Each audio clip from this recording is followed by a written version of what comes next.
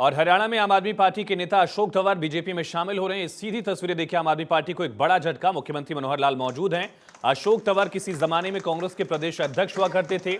Anil Baluni BJP के राष्ट्रीय media प्रभारी, राष्ट्रीय मीडिया कोऑर्डिनेटर जो हैं वो मौजूद हैं और ये सदस्यता उनको दी जा रही है।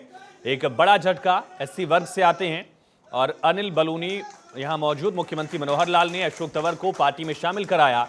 आम आदमी पार्टी जो हरियाणा में स्कोप देख रही थी, इसी साल विधानसभा का चुनाव है, उससे पहले लोकसभा सीटों पर चुनाव, 10 सीटें हरियाणा की, और मुख्यमंत्री मनोहर लाल ने अशोक तंवर को शामिल कराया। पिछले विधानसभा चुनाव से ठीक पहले बदलाव दिखा था कांग्रेस के चुनावी रणनीति में। 2019 में कांग्रेस में हुआ करते थे अशोक तंवर, प्रदेश अध्यक्ष भी रहे हैं कांग्रेस में। उसके बाद पार्टी से उन्होंने अलग रास्ता अपनाया, फिर बाद में आम आदमी पार्टी में शामिल हुए और अब बीजेपी में शामिल हो गए हैं अशोक तंवर। पिछड़ा वर्ग का एक बड़ा चेहरा है हरियाणा की राजनीति में और ऐसे में दलित वोटर्स को अपने पाले में लाने का प्रयास भी एक तरह से कहा जा सकता है।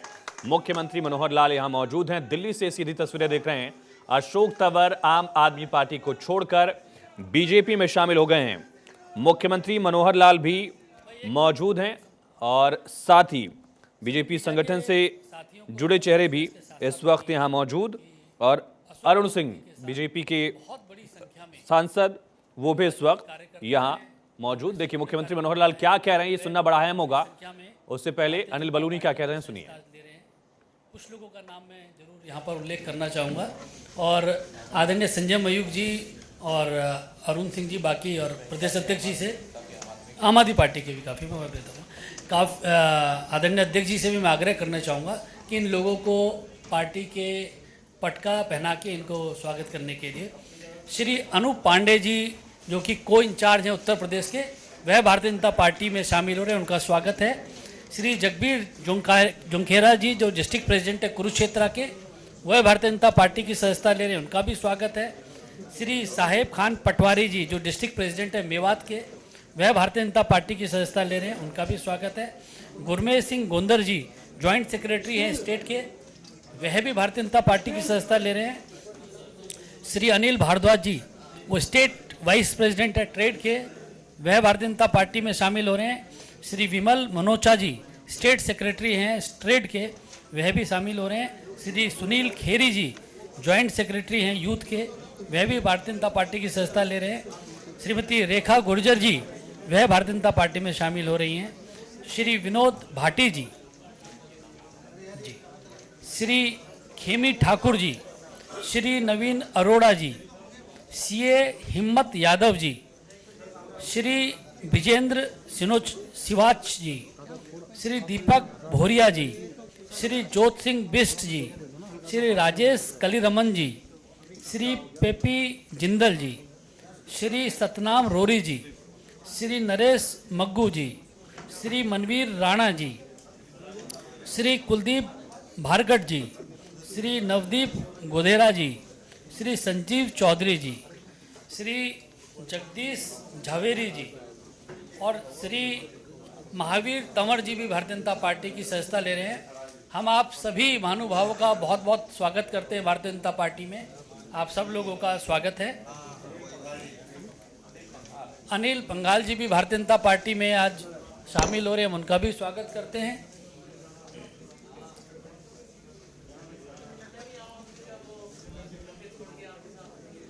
बहुत स्वागत है आपका। राजकुमार बजाज, राजपाल बजाज जी भी हम लोगों के साथ शामिल हुए हैं, उनका। चलिए आज जितने हो गए ठीक है, बाकी सबको हम चंडीगढ़ बुलाएंगे स्पेशली।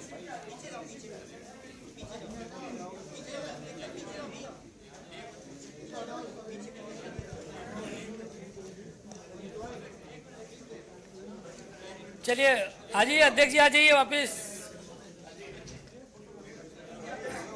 जी अध्यक्ष जी, बहुत बड़ी सूची है, हम सब लोगों का बाद में एक एक करके स्वागत जरूर करेंगे। अभी मेरा हरियाणा के बहुत ही लोकप्रिय हमारे मुख्यमंत्री जी से मेरा आग्रह है कि उपस्थित मीडिया को संबोधित करें इस अवसर पर। पॉलिटिकल एडिटर अदिति नागर हमारे साथ न्यूज रूम से कनेक्ट है। अदिति, आपकी चुनावी कैंपेन कमेटी के चेयरमैन अशोक तंवर पूर्व में कांग्रेस के पीसीसी चीफ भी रहे हैं, इस तरह से आम आदमी पार्टी का दामन छोड़कर बीजेपी में शामिल होना बीजेपी के लिए कितना फायदेमंद, खास करके 80 वोटर्स के लिए, और आपके लिए कितना बड़ा झटका? किसी के लिए झटका और फायदेमंद ज़रूर है, लेकिन असली फायदेमंद खुद अशोक तंवर के लिए है। 3 महीने पहले अशोक तंवर ने अपने जो निजी लोग हैं जिनसे वो सलाह मशवरा करते हैं उनसे पूछा कि मैं क्या करूं, क्यों, वजह क्या थी। देखिए, सबसे पहले अशोक तंवर कांग्रेस में थे। 2019 के चुनाव में उनकी अनबन हुड्डा से हुई।